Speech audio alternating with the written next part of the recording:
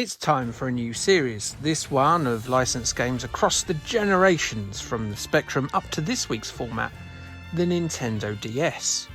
These will be games licenses that don't fit anywhere else. Your books, the foodstuffs, the toys, the strange celebrity endorsements.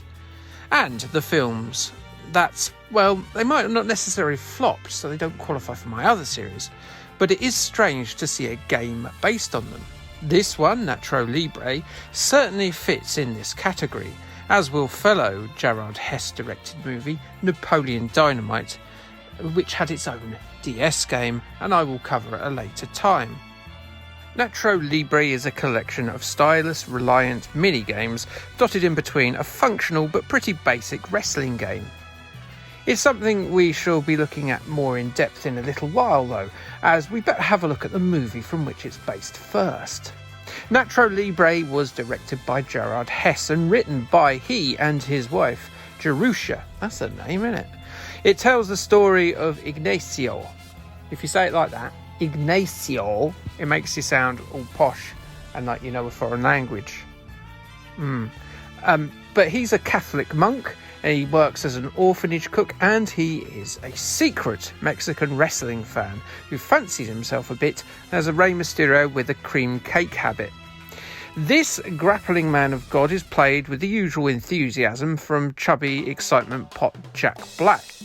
His predilection for suplexing men in their pants is kept a secret as wrestling is forbidden by his church, and his celibate God-fearing lifestyle is further complicated when a beautiful nun arrives at his monastery. This monk is having way too many sinful thoughts and wandering far too far away from the path of God. If you ask me, you didn't. Good.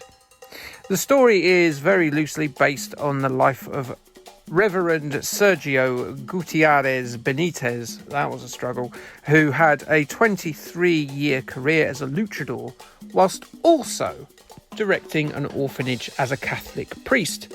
His grappler name was Fray Tormenta, which is, in English, Friar Storm, which is a very wrestler monk name, isn't it? Well done on him for coming up with that name. Nacho Libre, the movie, it made $99 million worldwide from a $35 million budget, making it a moderate success. Its reception wasn't overly positive, with it currently standing at a mere 40% on Rotten Tomatoes. Nacho Libre, the game, was released exclusively on the Nintendo DS. It was published by Majesco, a software house well known for its Game Boy Advance efforts, who also published a clutch of underappreciated home efforts like Double Dragon Neon. It was programmed by Budcat Creations, a now defunct studio last owned by Activision, who had a hand in developing a lot of the later Guitar Hero titles and some of the early 2000s John Madden titles for Electronic Arts.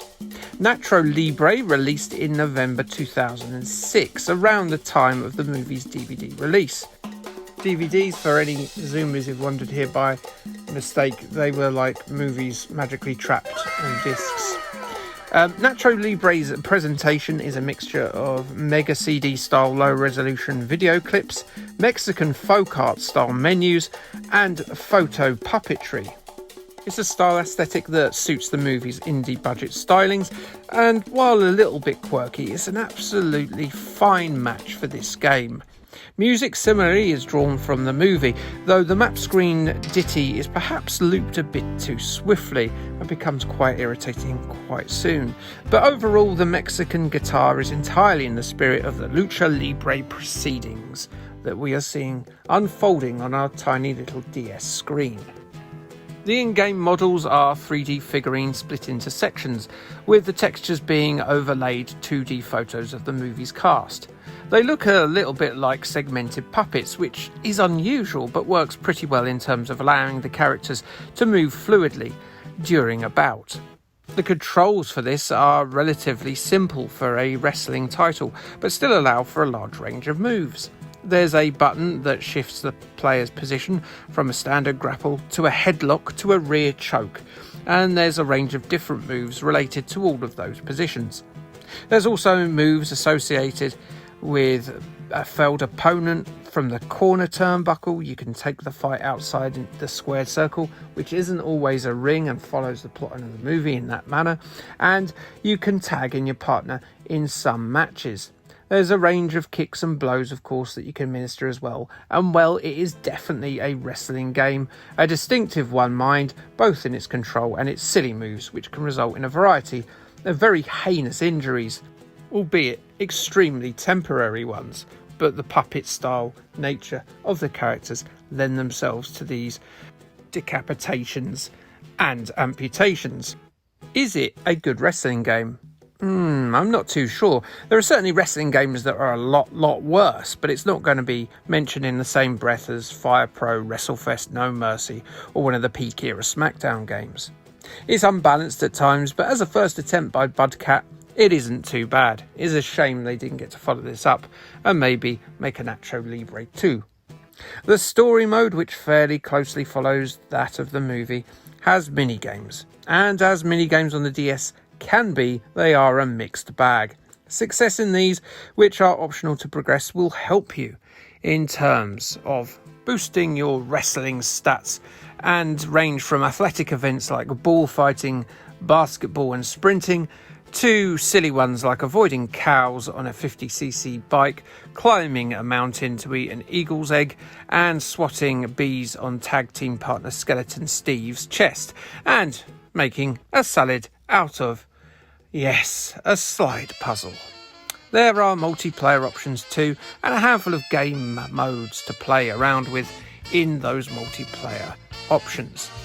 Is it worthy of your time? For the game's short duration, just about. I'd say so, yes. It is probably one you won't be coming back to. So, yeah, worth a go, but don't expect to be playing it some months down the line. Nintendo Life reviewed this title a few years after, in 2010. They said that Nacho Libre falls a victim to the same pitfalls as most movie licenses. Too little focus on making a great game due to putting wasted effort into retelling the film story.